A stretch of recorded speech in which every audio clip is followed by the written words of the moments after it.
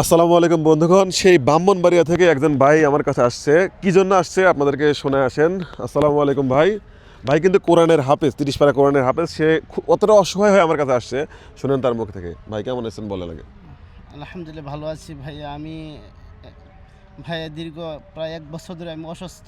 আমার 2 হাঁটুতে ligament rock ছিঁড়ে গেছে। লিগামেন্ট আচ্ছা, এটা কিভাবে কি হলো একটু বলেন তো। আমার বাম পায়ের প্রথম ছিঁড়ে গেছে আচ্ছা আচ্ছা। ফুটবল খেলতে গিয়ে, আবার ডান পা আমার মোটরসাইকেল অ্যাক্সিডেন্ট করে দুটোটা এখন রক ছিঁড়ে। আমার টাকার অভাবে অপারেশন করতে পারতেছি না মানে ভাইয়া। এই দুই পায়েরই একই অবস্থা।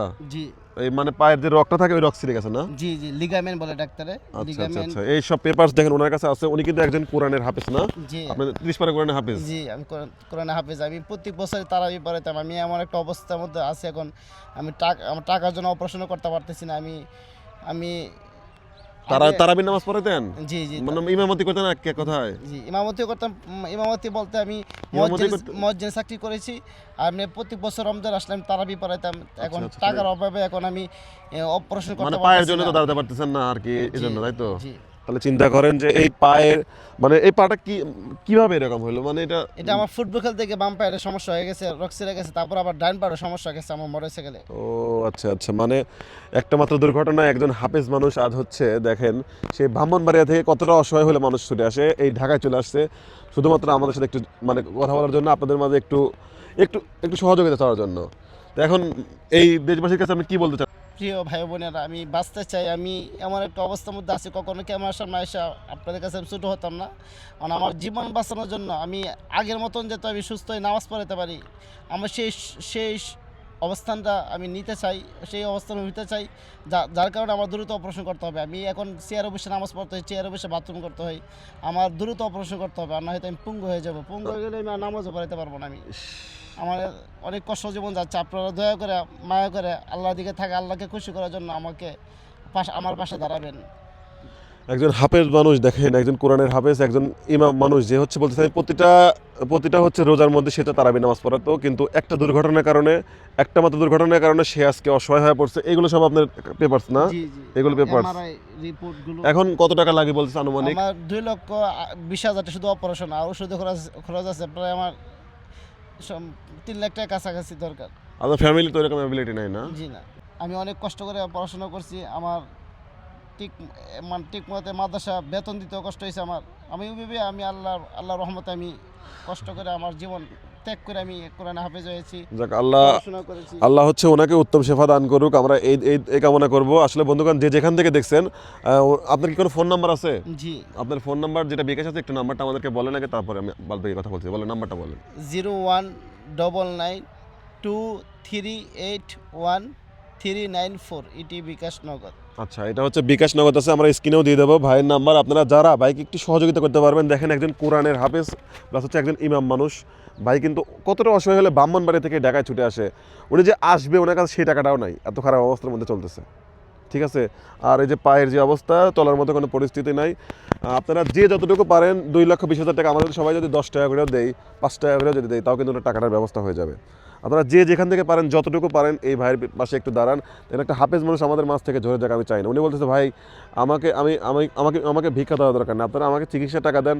আমি চিকিৎসাটা হইলে, আমি সুস্থ হইলে, তারপরে আপনাদের মাঝে এসে আমি আবার পরিচয় দেবো যে আমি আপনাদের মাধ্যমে সুস্থ হতে পারছি। তখন হচ্ছে আমরাই গর্ব করে ওনাকে একটা ব্যবসা ধরাই দেবো তখন ইনশাল্লাহ। আমি বলছি যে এখন ভাই আপনাকে ব্যবসা দেই, কিন্তু উনি বলছে ভাই আমার ব্যবসা দরকার নাই, আমার পায়ের যে অবস্থা, আমার পায়ের অপারেশন না করলে আমি চলতে পারবো না, তাই নাকি? জি হ্যাঁ, পায়ের অপারেশনটা আগে জরুরি। জি জি আমার আগে জীবন বাঁচানো ফরজ। তারপর আমি ইনশাল্লাহ সুস্থ পরে ইনশাল্লাহ আমি দিনের খেদমত করব। পাশাপাশি যদি আল্লাহ কবুল করে, তবে আমি পাশাপাশি কোনো ছোটোখাটো একটা ব্যবসা করলাম। আমার মেন উদ্দেশ্য হচ্ছে দিনের খেদমত করা, পাশাপাশি হয়তো ছোটো ব্যবসা যাক, করা। আলহামদুলিল্লাহ, ওনার কথা কিন্তু অত্যন্ত ভালো। উনি অত্যন্ত ভালো একজন মানুষ, ইসলামিক মাইন্ডের একজন মানুষ এবং ইমাম মানুষ। ইমাম মানুষ হলে তো কোনো কথা না। আর 30 পারা কোরআনের হাফেজ, হাফেজদের জন্য হলেও এই ভিডিওটা আপনারা শেয়ার করুন বেশি বেশি করে। কারণ এই ভাই 10 টাকা 5 টাকা যা পারেন, স্ক্রিনে আমরা কিন্তু নাম্বার দিয়ে দেবো, যা পারেন আপনারা তাই এই ভাইকে আপনারা পাঠাবেন, যেন ওনার চিকিৎসাটা হয়। আপনারা প্রায় 2.5 থেকে 3 লাখ টাকার মতো হলে আপনার সম্পূর্ণ চিকিৎসাটা হয়ে যাবে, এই তো? জি ইনশাল্লাহ হয়ে যাবে ইনশাল্লাহ। আচ্ছা বন্ধুগণ, তো আমার বেশি কিছু বলার নাই, শুধু এইটুকু বলবো যে উনি এই এত কষ্ট করে আমাদের মাঝে আইছে, যে এটা যেন আমরা বৃথা না যায়। আপনারা যে যতটুকু পারেন এই ভাই পাশে দাঁড়াবেন। বলেন আর কি বলতে চান দেশবাসীর কাছে? আমি এতটুকু বলতে চাই, আমার জীবনে পাশে দাঁড়াবেন আপনারা, যাতে আপনারা আল্লাহ খুশি করার জন্য আমি যাতে নামাজ পড়তে পারি, নামাজ পড়াইতে পারি আগে মতন। এই কোরআনের মোহব্বতে ভালোবেসে আপনারা আমার পাশে দাঁড়াবেন। আমি দ্রুত সুস্থ হয়ে যে আপনার জন্য অন্তত দোয়াটা দোয়াটা করতে করতে পারি। পারে। যাক আলহামদুলিল্লাহ, আল্লাহ কিন্তু হচ্ছে এইরকম মানুষের সবার যারা হচ্ছে অসহায় মানুষের দোয়া কবুল করে। উনি কিন্তু বর্তমানে দেখেন আমার থেকে একটু বড় হবে ভাই, আজ অসহায় হয়ে আপনাদের সামনে ক্যামেরার সামনে অসহায় হয়ে দাঁড়াইছে। তো সত্যি কথা বেশি কিছু বলার নাই, এতটুকু বলবো যে যে যতটুকু পারেন, যে যার জায়গা থেকে যতটুকু পারেন ভাইয়ের পাশে দাঁড়াবেন।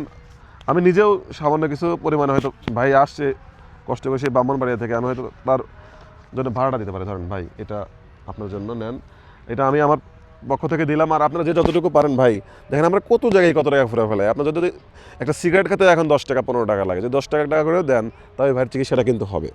যে যতটুকু পারেন, আমি বলতেছি না আপনি একাই 50,000 দেন, যে যতটুকু পারেন এই ভাইকে ভাইয়ের এই বিকাশ নাম্বার আমরা দিয়ে দেবো, সেই নাম্বারে যোগাযোগ করবেন।